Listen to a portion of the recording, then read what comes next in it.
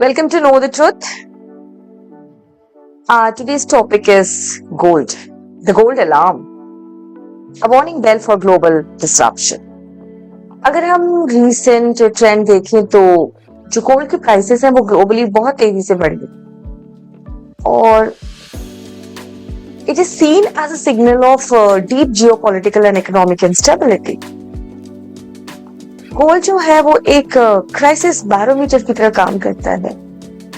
Gold prices हमेशा बढ़ती हैं जब भी ग्लोबल सिस्टम इरोड करता है, वो in the form of economic crisis हो या पॉलिटिकल क्राइसिस हो. The question is why gold matters. अगर हम दुनिया भर की करेंसीज की बात करें तो एज सच उन करेंसीज की अपनी कोई वैल्यू नहीं होती है. जैसे इंडिया में करेंसी रुपीज है. रुपीज वो जिस भी मटेरियल से बन रहा है ना, itself has no value. Still it is accepted as a medium of exchange because it is legalized by the government of India. तो सिमिलरली दुनिया भर की करेंसीज जो काम करती हैं वो इसीलिए करती हैं because they are legalized by the government of those countries. और जब भी ग्लोबल इकोनॉमिक सिस्टम डिसरप्ट होता है उन करेंसीज की वैल्यू वीक होती है. फिर उस केस में जो गोल्ड इन्वेस्टमेंट है वो एक सेफ एसेट है. अगर हम देखें specially during uncertainty, gold is a safe asset. Okay, और गोल्ड प्राइसेस जब भी बढ़ती हैं तो indirectly it shows that the confidence of investors in currencies, fiat currencies basically, वो करेंसी है which are legalized by the government of different countries, उनमें confidence कम हो जाता है. और ये ट्रेंड आप पिछले 100 सालों का इतिहास भी देखो तो जब भी वॉर्स हुई हैं, इकोनॉमिक रिसेशंस हुए हैं या सिस्टम क्राइसिस हुए हैं तो करेंसीज की वैल्यू नीचे गई है बट गोल्ड ऊपर गया, क्योंकि गोल्ड में लोगों का कॉन्फिडेंस हमेशा बना रहता है.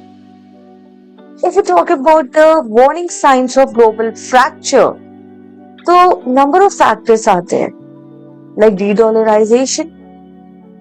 Countries अगर हम देखें तो global blocks में convert हो रहे हैं और countries का जो reliance है वो US डॉलर पे कम हो रहा है. Then there are geopolitical tensions around world because of various conflicts, whether it is in Ukraine, Middle East or Asia, anywhere.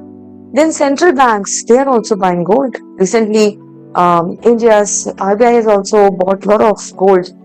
Okay, so it's happening all over the world. Nations are stockpiling gold as insurance. Then, जो major currencies हैं वो भी weak हो रही हैं. Then there are debt crises among nations. Then the central banks of different countries are unable to handle inflation. Trade fragmentation भी हो रहा है क्योंकि regional blocks बन रहे हैं अलग अलग जगह.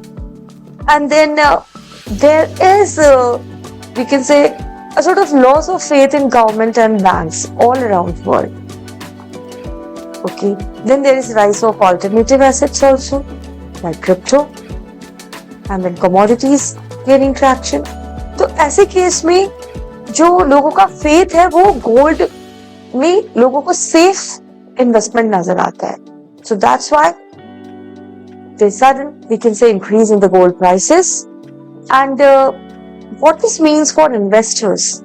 Okay, जब भी global system disrupt होता है, वो in the form of war हो, economic recession हो, या फिर countries different blocks में form होना शुरू करती हैं, तो ऐसे में what is the answer for investors?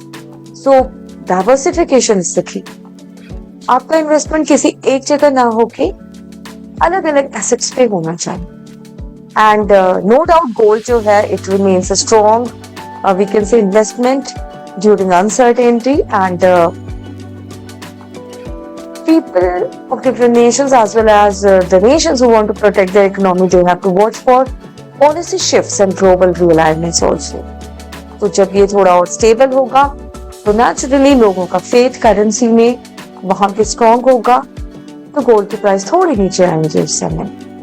And if you talk about past 100 years और हम हिस्टोरिकल हाइलाइट्स देखें तो दुनिया का सबसे पहला economic depression it started in October 1929. Okay, 24 अक्टूबर 1929 जब अमेरिका का स्टॉक मार्केट क्रैश हुआ था. It mark the beginning of great economic depression. 1930 आते आते पूरी दुनिया में ग्रेट इकोनॉमिक डिप्रेशन था. इस दौरान भी जो गोल्ड प्राइसेस है वो स्टेबल रही. इवन यूएस ने 1934 में गोल्ड को के प्राइस को फिक्स किया था एट द रेट ऑफ $35 पर आउंस इन 1934. फिर 1970s में there was again crisis, stagflation and oil crisis, you know.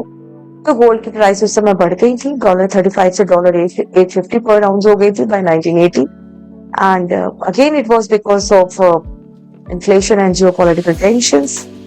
2001 .com bubble आए थे जब बहुत सारे investment we can say internet काफी फेमस हुआ, तो बहुत सारा इन्वेस्टमेंट हुआ इन कंपनीज में जिनके आगे .com लिखा होता था.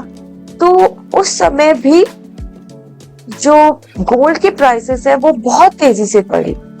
ठीक है. Then 2008 and 9 everybody knows that there was global financial crisis and the price of gold doubled during that time from $800 to $1,900 per ounce.